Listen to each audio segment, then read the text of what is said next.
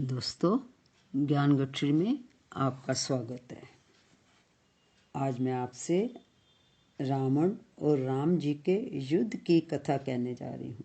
कहते हैं, जब राम जी रावण के सिर और भुजाएं काटते तो वो कई गुना होकर बढ़ जाते थे। उसी रात त्रिटा ने सीता जी के पास जाकर उन्हें सब कथा कह सुनाई। शत्रु के सिर और भुजाओं की बढ़ती का समाचार सुनकर सीता जी के हृदय में बड़ा भय हुआ। उनका मुख उदास हो गया, मन में चिंता उत्पन्न हो गई।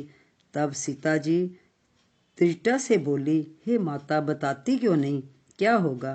संपूर्ण विश्व को दुख देने वाला ये किस प्रकार मरेगा?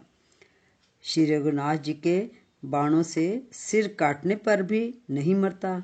विधाता सारे चरित्र विपरीत ही कर रहा है। सच बता, तो ये ही मेरा दुर्भाग्य है ही उसे जिला रहा है, जिसने मुझे भगवान के चरण कमलों से अलग कर दिया है। कृपा निधान श्री रामचंद्र की याद कर करके जानकी जी बहुत प्रकार से विलाप कर रही हैं।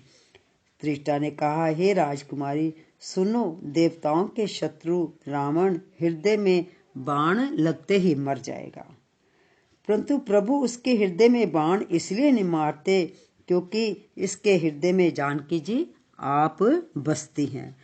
वे यही सोचकर रह जाते हैं कि इसके हृदय में जानकी का निवास है और जानकी जी के हृदय में मेरा निवास है और मेरे उदर में अनेकों भुवन हैं। अतः रावण के हृदय में बाण लगते ही सब भुवनों का नाश हो जाएगा। ये वचन सुनकर सीता जी के मन में अत्यंत हर्ष और विषाद हुआ। देखकर ये त्रिष्टा ने फिर से कहा, हे सुंदरी, महान संदेह का त्याग कर दो। अब सुनो, शत्रु इस प्रकार मरेगा। सिरों के बार बार काटे जाने से जब वे व्याकुल हो जाएगा और उसके हृदय से तुम्हारा ध्यान छूट जाएगा, तब सुजान अंतर्यामी श्री राम जी रावण के हृदय में बाण मारेंगे। ऐसा कहकर और सीता जी को बहुत प्रकार से समझाकर वे त्रिष्टा अपने घर चली गई। श्री रामचंद्र जी के स्वभाव का स्मरण करके जानकी जी को अत्यंत विरह व्यथा उत्पन्न हुई और बाद में श्री रामचंद्र जी ने रावण के बार बार सिर काटकर उसको व्याकुल कर दिया और सीता जी का ध्यान उसके हृदय से निकल गया तो श्री राम जी ने उसका अंत कर दिया। बोलो राजा रामचंद्र महाराज की जय।